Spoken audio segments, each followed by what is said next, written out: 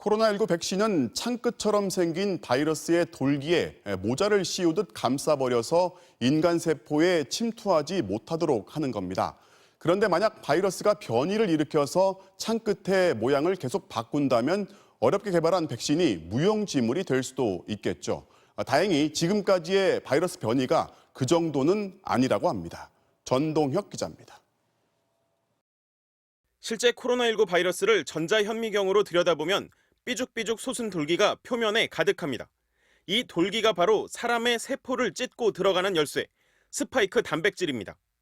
현재 전 세계에서 유행 중인 G형 코로나19 바이러스는 이 스파이크 단백질의 변이가 일어난 겁니다. 그런데 최근 G형 바이러스의 변이를 분석한 결과 백신 개발에 차질을 빚을 정도는 아니라는 사실이 밝혀졌습니다. 변이가 일어난 곳이 사람 세포에 붙어서 들어가는 끝부분이 아닌 옆쪽이란 점이 확인된 겁니다.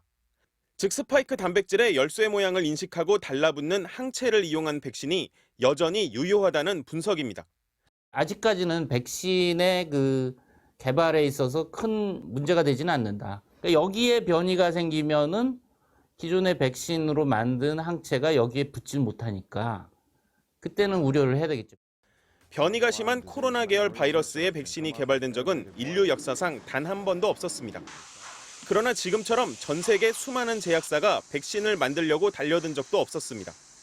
현재 전 세계에서 임상시험에 들어간 백신은 모두 22개, 그리고 이 중 3개가 이번 달 중 출시 직전 단계인 임상 3상에 돌입합니다.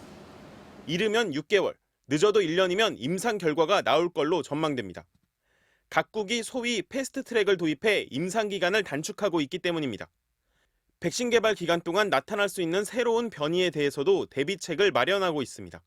6종에서 10종의 변이에 대해서는 대응을 하는 그 백신을 준비하고 있고 아주 변이가 많이 일어날 걸 대비해서 완전히 새로운 물질에 의한 백신 2종류를 백업으로 계속해서 창끝을 바꾸는 코로나19 바이러스와 바뀌는 모든 창끝을 막으려는 백신이란 방패의 승부는 이르면 올해 말, 늦어도 내년 여름엔 판가름 날 전망입니다. MBC 뉴스 전동혁입니다.